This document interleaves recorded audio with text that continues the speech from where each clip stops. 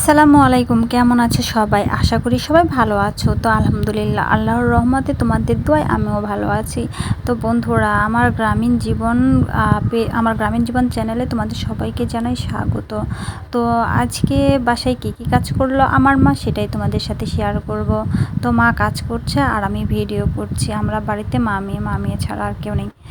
এর জন্য মা কাজ করলে আমি ক্যামেরা ধরি, আমি কাজ করলে মা ক্যামেরা ধরে।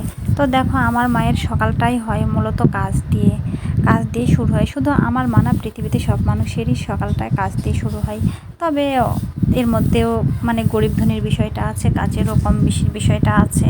তো দেখো, সকালে আমার মা এক গাদা থালা বাসন নিয়ে বসে গেছে। এখন হয়তো তোমরা বলবে যে তোমরা বাসায় মানুষ এত কম, তাহলে থালা বাসন এত কেন? তো রাতে মেহমান আসছিল, আমার বোনেরা আসছিল। তো বোনেরা এসে চলে গেছে। বোনেরা চলে যাওয়ার পরে মানে খাওয়া দাওয়া করছিল, এর জন্য এতগুলো থালা বাসন হয়েছে। তো এই থালা বাসনগুলো মা সুন্দর করে গুছিয়ে গাছিয়ে মাজতে বসলো। আর আমি এক এক করে সুন্দর করে আমি ভিডিও করব। তো ভীম সাবান শেষ হয়ে গেছে, এর জন্য মা একটু হুইল পাউডার দিয়ে থালা বাসনগুলো এখন ধুয়ে নেবে। তো হাতের কাছে তো আর সবসময় সব প্রয়োজনীয় জিনিস থাকে না, তো সময় কিন্তু একটু এদিক সেদিক হয়। আর সেটা কিন্তু মানে পরিবেশের সাথে চালিয়েও নিতে হয় বা মানিয়েও নিতে হয়। এখন এতগুলো থাল বাসন মা কিন্তু মেজে ধুয়ে সুন্দরভাবে কিন্তু পরিষ্কার করে নেবে। আর আমি তোমাদেরকে ভিডিও করে দেখাচ্ছি আমার ডেলি লাইফস্টাইল, আমরা প্রতিদিন কী করি সেটাই তোমাদের সাথে শেয়ার করতে চাচ্ছি বা শেয়ার করছি। এই দেখো, আমার মায়ের সব মাজা ঘষা কমপ্লিট হয়ে গেছে। এখন থালা বাসন সব কিছু আমার মা এখন ধুয়ে নিচ্ছে সুন্দর করে এখন ধুয়ে নেবে। আর ধুয়ে নেওয়ার পরে আমি এগুলো সুন্দর করে রোদে শুকাতে দেবো। আমরা থালা বাসন কিন্তু সুন্দর করে উপর করে রেখে দিই পানি ঝরে যাওয়ার জন্য। তোমরা কে কীভাবে রাখো জানি না, আমরা গ্রামের মানুষ তো আমাদের বিষয়গুলো একটু অন্য রকমের আর কি। কারণ গ্রামের মানুষের অনেক বুদ্ধিশুদ্ধি কম, তারা অনেক কিছু কম বোঝে, এর জন্য তারা তাদের মন মতো করে। তোমাদের কারো কাছে ভালো লাগতে পারে, আবার কারো কাছে নাও লাগতে পারে।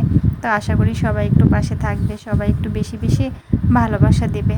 তো দেখো, তোমাদের সাথে কথা বলতে বলতে কিন্তু আমার মায়ের মাজা ধোয়া হয়ে গেল। কতগুলো চামচ বার করছে, আল্লাহ রে, এতগুলো লাগে। আমার মা কিন্তু একটু বেশি বেশি কিন্তু বাসন কুসন একটু আর কি মা খাই। আমি কিন্তু এতগুলো কিন্তু মাখাতে চাই না। বেশি বাসন কুসন মাখালে মাজতে বেশি কষ্ট হয়, ধুইতে বেশি কষ্ট হয়, বেশি সময় লাগে, তাই না? তো বন্ধুরা, আমার গ্রামীণ জীবনের ভিডিওগুলো কেমন লাগে তোমাদের, সেটা কিন্তু তোমরা কিন্তু কমেন্টে কিন্তু জানাবে। আর আজকে সারাদিন কী কী করব কী না করব সবগুলোই কিন্তু তোমাদের সাথে শেয়ার করব। আশা করি তোমরা সাথে থেকে পুরো ভিডিওটা তোমরা দেখবে। দেখো, মায়ের থালা বাসন ধোয়া শেষে আমি কি করলাম, আমার বিছানার চাদরটা অনেক নোংরা হয়েছিল। তো আমি আবার বসে গেছি বিছানার চাদর ধুতে। একটা দুঃখের বিষয় কি জানো, আমাদের কিন্তু ক্যামেরা ধরার মতো কোনো মানুষ নেই। আমি যখন আমার ভিডিও আমি যখন একা করি, তখন কিন্তু আমি এইভাবে মানে ফোনটা এইভাবে স্ট্যান্ডের উপর রেখেই কিন্তু করি। তো ইউটিউব জার্নি আমি শুরু করছি এইমাত্র নতুন। আমার একটা পেজ আছে, আমার পেজে 65,000 ফলোয়ার্স আছে। লাইফ নিউ চ্যাপ্টার আমার পেজের নাম।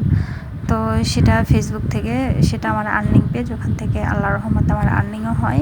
তো আবার ভাবছি যে ইউটিউবে এবার কিছু করব। তো তোমরা যদি ভালোবাসা দাও, তোমরা যদি পাশে থাকো, অবশ্যই আমি ইউটিউবেও কিছু করতে পারবো। এই জন্য ইউটিউব জার্নিটা শুরু করেছি।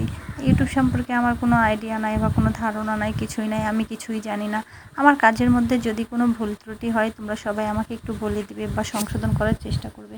কিভাবে কি করলে আমি ইউটিউব থেকে দ্রুত সফলতা পাবো, দ্রুত আগাতে পারবো, সেটা আশা করি তোমরা আমাকে কমেন্টের মাধ্যমে জানিয়ে দিবে, বলে দিবে, একটু সহযোগিতা করবে সবাই। তো দেখো, আমার চাদরটা ধোয়া হয়ে গেছে। আমি অবশ্যই একটু অসুস্থ, আমার ভারী জিনিস ধোয়া নিষেধ, তারপরেও কিন্তু চাদরটা অনেক কষ্ট করেই ধুইলাম। তো এখন বিছানার চাদরটা আমি সুন্দরভাবে মেলে দিব। আর আজকে আবহাওয়াটা একদমই নর্মাল, রোদ বের হয়নি, রোদ নাই। আর দেখো, আকাশটা তোমরা দেখেই বুঝতে পারছো কেমন মানে গুমসি ধরে আছে। আর আজকে কিন্তু প্রচণ্ড গরম। আমি আবার দূর থেকে দেখছি আমাকে কি দেখা যাচ্ছে ক্যামেরাতে, নাকি দেখা যাচ্ছে না, নাকি শুধু এমনি এমনি কষ্ট করছি। তো ওইদিকে মা আমাকে ডাক দিছে, আমি যাচ্ছি। ওখানে আমাদের মাটির চুলায় ওখানে রান্না করা হয় ওই বাড়িতে। ওইটা আমাদের একটা বাড়ি, এটা আমাদের আরেকটা বাড়ি। তো মা আমাকে বলছে মানে রান্নাঘর থেকে মাজা ধোয়ার বাসনগুলো নিয়ে আসার জন্য। তো আমি সেটা নিতেই চলে গেছিলাম, কারণ রান্না হয়ে গেছে। রান্নার পরে এই বাসনগুলো সুন্দরভাবে মেজে ধুয়ে তুলতে হবে, তার জন্য আর কি। সারাদিন ওই যে কথাই বলে না যে সারাদিন কী করো তুমি, তো সারাদিন আমি বাসন মাজি। তো আমার মায়েরও সেই জ্বালা হয়ে গেছে, সকালে ঘুম থেকে উঠে বাসন ধোয়া, খাওয়ার পরেও বাসন ধোয়া, রান্নার আগেও বাসন ধোয়া, রান্নার পরেও বাসন ধোয়া। দুপুরে খাবার পরে বাসন ধর এইদিকে দেখো আমি কতগুলো কাপড় ধুয়ে দিয়েছি। এইগুলো আমার বোনের মেয়ের মানে প্যান্ট, এইগুলো তার প্রস্রাবের কাঁথা, আর এইগুলো তারই কিন্তু সব কিছু কাঁথা কাপড়। ছোট বাচ্চা তো 1 বছর বয়স, তার অনেক কাপড় চাপড় লাগে। তো ভিডিওটা